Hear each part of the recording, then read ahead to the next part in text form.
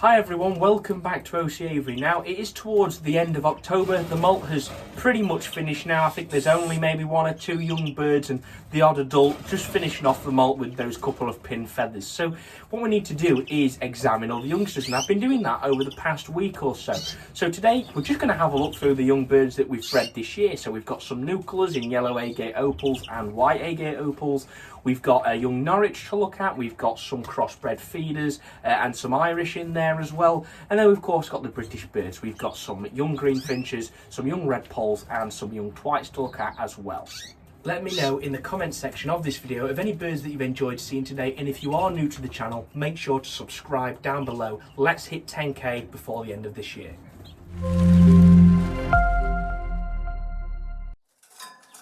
Beginning with the AJ Opal new colours, this is a yellow AJ Opal and it's an intensive feathered cockbird, I believe. Bred this year, looks nice bird, just needs some more show cage training to get it a bit steadier on those perches. We've got a current year, I believe, hen. It's a buff bird, this one, as you can see. Nowhere near intensive with the colour. And I think there's some nice markings on this bird, definitely a lot more steadier, and hopefully a bird that we can breed off next year, as I do think it has some good qualities. This, I believe, is a white AJ Opal, recessive white, and it is a hen, I think. And again, nice bird, but I haven't had these before. Obviously bred them this year. And this is a cockbird, now a much smaller bird, that's for sure. It's almost like a rasa, which is a little bit weird, but once again, a lovely bird. And I think the markings look good on it. He is working the perches nicely. Maybe needs to be a little bit more steady, but either way, I'm quite pleased with it. This final bird's a yellow mosaic cockbird we bred this year. We bred 3 of them, and he won't be staying on for next season. So do remember that this has been my first breeding season with the colour Canaries. We've got we had 3 pairs and a spare hen of the yellow AJ Opals, and clearly they were split for what I believe is recessive white, as we've bred a number of white birds this year as well. Now again, I'm no expert on new colour Canaries at all, so I'm going to need some help to try and understand quite where the quality is. Now I do believe it is based on sort of striations and markings on these birds, as well as of course the size of the birds, the colour of the birds, etc. But I'm still getting there with them, so do bear with me on that. But it'll be a fun experience for us all, developing a line of yellow AJ Opals and now white AJ Opals, which will mix in there.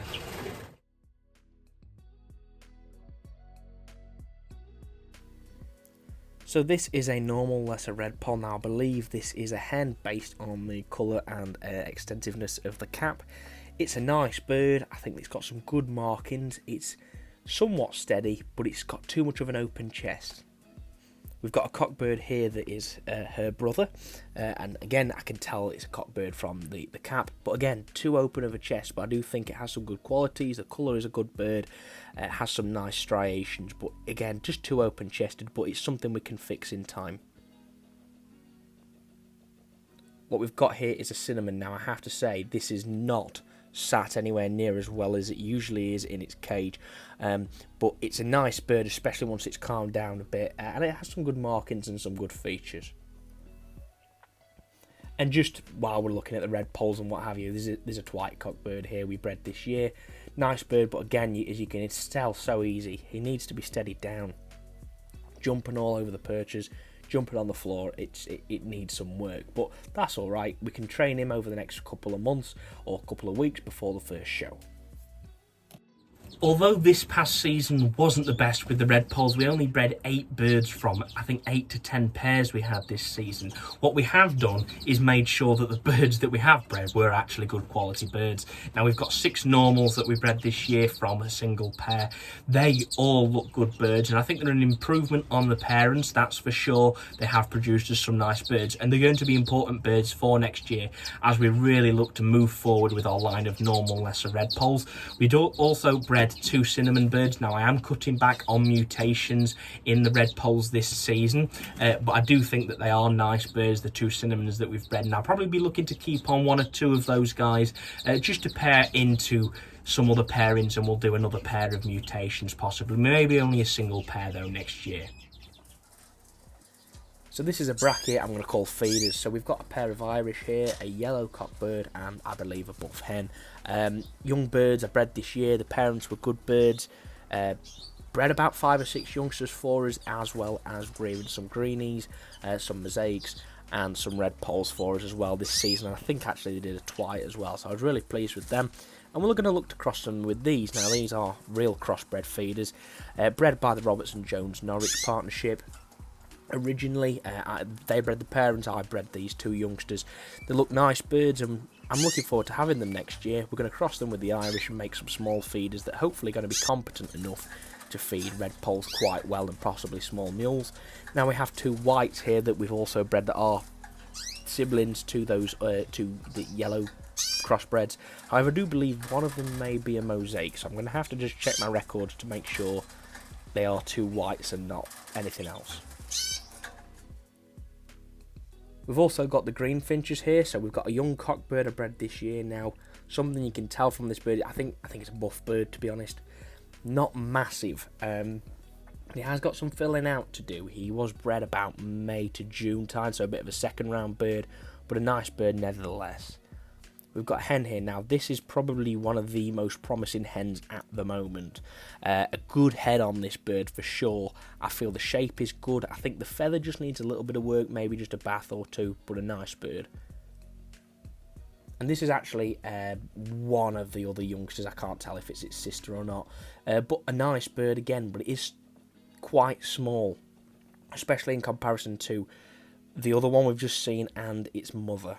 So this past season we've bred 15 young Greenfinches, 3 cocks and 12 hens, which is a good ratio. I am very pleased with that, especially with hens being more valuable when you're breeding birds than cock birds. Now I do feel that overall the quality isn't there this year. It's not what I expected from the pairings that we made at the beginning of the breeding season. We did some relatively close pairings. We did a mother-son pairing and 2 half-sibling pairings, which I don't believe had the effect that I was expecting, or they definitely didn't have that effect. The birds that we've bred are generally smaller, however some improvements are the colour of these birds, and I would say that the feather on these birds does look more of an improvement than previously. I do blame this all down to myself, obviously, with the pairings that we put together. I think this coming season we need to make sure that we really do bring in some quality out crosses, so that the line isn't too close but we're still conserving and improving on quality, because the last thing we want to do is bring faults into the line that are going to let us down. And I do think that some of the outcross choices that we made this past season weren't damaging to the line, but perhaps a little bit small, so we're always going to breed smaller birds. I'm just hoping that because of the pedigree of the birds that we've bred and the pedigree of the birds that we're going to be bringing in, we're going to see improvement in the next breeding season. So this is the one single young Norwich we bred this year. Now you can tell it's not a full Norwich. Its father was a 75%. And its mother is not a full Norwich either, but it's a nice bird, a nice white bird, variegated. And I think they call it sparrowtail. Either way, apparently they're quite lucky, so it's going to be a bird I'm keeping on for next year.